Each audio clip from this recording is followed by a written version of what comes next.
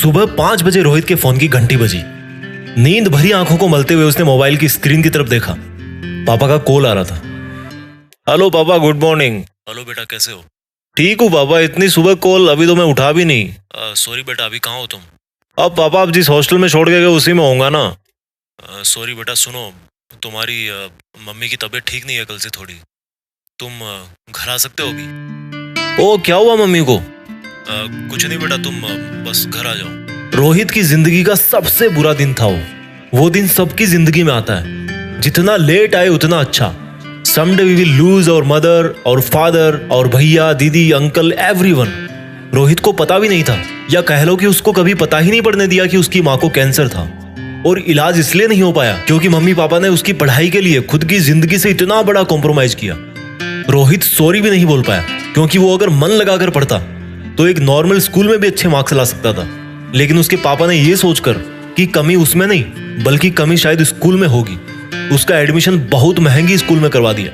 और तब से सारे पैसे उधर ही खर्च हो रहे हैं। अगर रोहित चाहता तो एक नॉर्मल स्कूल में भी बहुत मन लगा करके पढ़ सकता था, क्योंकि ऐसे बहुत सारे एग्जाम्पल्स हैं जिसमें बच्चे एक नॉर्मल स्कूल में भी रह के बहुत अच्छा स्कोर कर देते हैं। महंगी स्कूल मैटर नहीं करती, पढ़ने वाला मैटर करता है। अगर आप एक स्टूडेंट हो तो मुझे ये बताओ, आपका काम क्या है?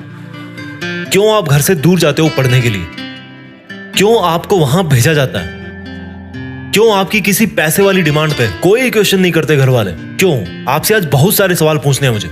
क्यों आपको पढ़ाई का मतलब तब तक रियलाइज नहीं होता जब तक आपके पापा ये नहीं बोल देते कि बेटा अब तो कहीं छोटा मोटा काम भी देख ले, पढ़ाई के साथ साथ कुछ सीख तो जाएगा, कुछ सीख तो जाएगा। इस बात का मीनिंग समझो। इसका मतलब है आपके पेरेंट्स का सबसे बड़ा इन्वेस्टमेंट लॉस में चला गया। आएगा वो दिन जरूर, आज नहीं तो 1 साल 2 साल मैक्सिमम 8-10 साल। वो दिन जरूर आएगा जब आपको बोला जाएगा कि बेटा अब कुछ काम सीख लो, बहुत हो गई पढ़ाई। कभी रीजन जाना है उसका?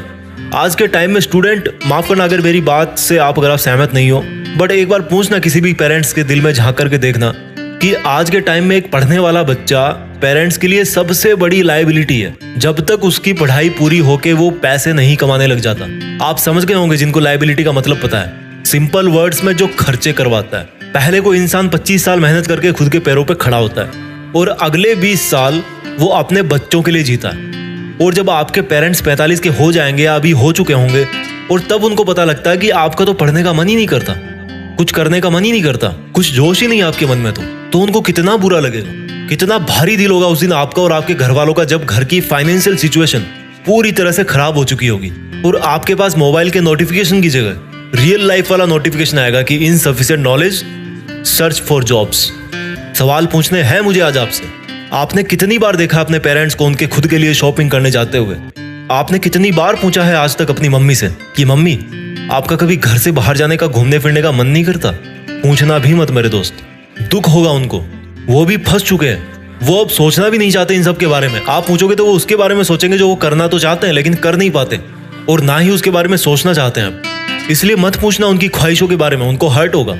अगर आज आप कुछ कर सकते हो ना तो डायरेक्टली उनको सरप्राइज दो कि जब आपकी मम्मी सुबह उठे तो आपके कमरे की लाइट जली हुई देख के बोले कि अरे वाह, मेरा बेटा आज तो जल्दी उठ गया। वो दिन कितना खास होगा यार, ये खुशी तो दे ही सकते हो ना। सुबह जल्दी उठो और आपकी जिन किताबों की धूल उतार उतार के आपकी मम्मी थक चुकी है, उन किताबों को उठाओ। ये एक रियल मोटिवेशन है जो आपके अंदर होना चाहिए। जब मैं आपको बोलता हूं कि आप देश में अपना नहीं बल्कि दुनिया में देश का नाम करो, तो आपके मन में आता होगा कि यार मैं तो स्टूडेंट हूं, मैं तो पढ़ाई कर रहा हूं, मैं कैसे नाम कर सकता हूं दुनिया में देश का? मेरे भाई, अगर तुम एक युवा हो तो इस देश का भविष्य बदल सकते हो। हमारे देश में इतने युवा हैं कि पूरी दुनिया को कुछ सालों में पीछे छोड़ सकते हैं, क्योंकि एक स्टूडेंट ही देश का भविष्य होता है। और वो देश के भविष्य कैसे बनते हैं? जब वो अपना काम मन लगा के करते हैं। आप चाहे कुछ भी करना पढ़ाई के बाद, जो आप ज्ञान हासिल करो किताबों से, इंटरनेट से, आप ये देखो कि मेरा इंटरेस्ट किस में है, और फिर जो भी काम पकड़ो उसको मन लगा के करो। देश जरूर ऊपर चला जाएगा जब हर नागरिक अपना अपना कर्तव्य ईमानदारी से निभाएगा। जब हर जगह शिक्षित युवा जो आप जैसे स्टूडेंट है वो ही हर जगह कल को जाके काम करेंगे, कोई नौकरी करेगा, कोई बिजनेस करेगा, कोई कंपनी खोलेगा, कोई आविष्कार करेगा, तो आप क्यों नहीं कर सकते दुनिया में देश का नाम? मैं आपसे सवाल पूछता हूँ, क्या कमी है आप में? या आज तक किस चीज की कमी आई आपको? और अगर आई भी है तो उसके कारण का समाधान भी आप ही कर सकते हो। अगर आप स्टूडेंट हो तो आपके लिए पढ़ाई से ज्यादा जरूरी आज की तारीख में ज्ञान हासिल करने से ज्यादा जरूरी आज की तारीख में और मन लगाकर पढ़ने से ज्यादा जरूरी आज की तारीख में कुछ भी नहीं है। कुछ भी नहीं है मेरे दोस्त। जो आज पढ़ाई से जी चुराएगा ना, वो आगे जाकर हर काम में कमियां निकालेगा। ये किताबें सरस्वती माँ है, और माँ नहीं मानते हो तो इनको एक अच्छा दोस्त मानो। किताबों से अच्छा दोस्त कोई नहीं होता, जो हमेशा ज्ञान सिर्फ देती रहती है। आप चाहे 1 साल के लिए रख दो इनको धूल खाने के लिए, फिर वापस आकर के पढ़ लेना, कभी कुछ नहीं बोलेगी। जहां रखोगे वहीं पे पड़ी रह जाएगी। और क्या मोटिवेट करेगा आपको? आपके पेरेंट्स खुद आपसे मोटिवेट रहते हैं कि जब आप बड़े होगे तो कुछ काम करके नाम करोगे। और क्या मुश्किल होगा आपके लिए जब आपके घर वाले आपकी हर जरूरत के लिए मुश्किल से मुश्किल काम करके, मेहनत करके पैसे कमाते हैं। मानता हूं नींद आती है पढ़ते हो तो। ऐसे तो सैटेलाइट भी स्पेस में नहीं जा पाएगा, उसको भी फोर्सफुली भेजना पड़ता है रॉकेट में बिठा के। लेकिन ग्रेविटी से निकलने के बाद उसको फिर और कोई फोर्स नहीं चाहिए। That becomes independent and keeps revolving forever. आपको भी जरूरत है एक ऐसे रॉकेट वाले फोर्स की, जो आपकी पढ़ाई को सक्सेसफुली कंप्लीट करवा के आपको जिंदगी में, दुनिया में इंडिपेंडेंट बना के छोड़े, so that you can shine forever. ताकि आप कुछ ऐसा कर सको जिसकी छाप कभी ना मिटे। कोई गरीब बच्चा, मैं उसकी बात कर रहा हूँ जिसके माँ बाप सड़क पे बैठते हैं, उसके नसीब में नहीं होता आपकी तरह ऐसे नए कपड़े पहनना, ऐसे मोबाइल चलाना, पर फिर भी वो खुश रहता है। आपको भी कोई प्रॉब्लम नहीं है। प्रॉब्लम सिर्फ विचारों में है कि पढ़ने में मन नहीं लगता, गर्मी लग रही है, सर्दी लग रही है, नींद आ रही है। All problems are in your mind only. जो जैसा है इस दुनिया में वो वैसा ही रहेगा। अब आप चाहे तो उसको प्रॉब्लम समझो या एक चैलेंज समझो या फिर मजा समझो। इस दुनिया में वो बंदा सबसे ज्यादा गरीब है जिसके विचार अमीर नहीं है। और अमीर विचार एज ए स्टूडेंट क्या होते हैं? कैसी भी सिचुएशन हो, मैं पढ़ सकता हूँ। कोई कुछ भी बोले, मैं पढ़ सकता हूँ। कोई कितना भी टोके, मैं अपना ड्रीम जॉब या ड्रीम वर्क कर सकता हूँ, अपने पैर पे खड़ा हो सकता हूँ। क्योंकि अगर कोई और कर सकता तो मैं भी कर सकता हूँ। मैं अच्छा पढ़ सकता हूँ क्योंकि मुझे पढ़ने का रीजन पता है। मैं पढ़ सकता हूँ क्योंकि मुझे पता है कि मैं नहीं पढ़ूंगा तो मेरे पेरेंट्स का क्या होगा।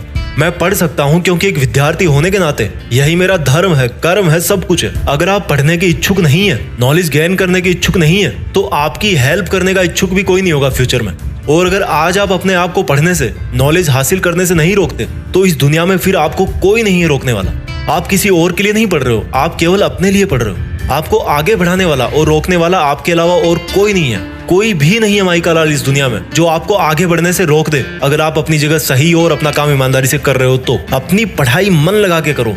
अगर आज आपको पढ़ने में कोई दिक्कत आ रही है ना, या जैसे मान लो आपके घर की फाइनेंशियल कंडीशन ठीक नहीं है, तो एक बार गूगल करके देखना, on what principles does an aeroplane flies high in the sky. एक हवाई जहाज हवा में तभी उड़ पाता है जब उसके सामने से हवा टकराती है। तो अगर आज ऐसी कोई मुसीबतें हैं जो आपका पढ़ाई से ध्यान खींचती है, तो समझो कि वो सिर्फ मुझे और ऊपर उठाने के लिए मेरे रास्ते में आई है। मुझे पढ़ाई को बीच में नहीं छोड़ना, नहीं तो मेरी जिंदगी की फ्लाइट क्रैश हो जाएगी। आपने इतनी बड़ी बड़ी बुक्स पढ़ डाली, समझ डाली, ये वीडियो तो बहुत छोटा है, तो आपको ये वीडियो तो समझ में आ ही गया होगा। Now you tell my dear brother and sister, मेरे दोस्त, मेरे भाई, आपने क्या डिसाइड किया ये वीडियो देख के? आपको पढ़ने की इच्छा नहीं रखनी या पढ़ने से नहीं रुकना? नीचे कमेंट्स में मुझे जरूर बताना कि कौन सी चीज है जो आपको पढ़ने से रोक रही है, और ऐसी कौन सी चीज है रोकने वाली जिसको आप नहीं रोक सकते। शायद आपको कमेंट करने की जरूरत ही नहीं पड़ेगी। क्यों? सोचना समझ जाओगे। इस वीडियो को यहाँ तक देखने के लिए थैंक यू सो मच, क्योंकि आप उन 10% लोगों में से हो जो वीडियो को लास्ट तक देखते हैं। उन 90% लोगों में से नहीं हो जो थंबनेल पे क्लिक तो करते हैं लेकिन बीच में ही छोड़ करके चले आते हैं दूसरे वीडियो पे कि कहीं ये वाला वीडियो काम कर जाए। एनीवे, एक छोटा सा काम और कर देना, इस वीडियो को हर एक हिंदुस्तानी स्टूडेंट के साथ में शेयर जरूर करना। और जैसा मैं हर वीडियो में बोलता हूँ कि कुछ बड़ा सोचो, बड़ा करो। देश में अपना नहीं बल्कि दुनिया में देश का नाम करो। जय हिंद, वंदे मातरम।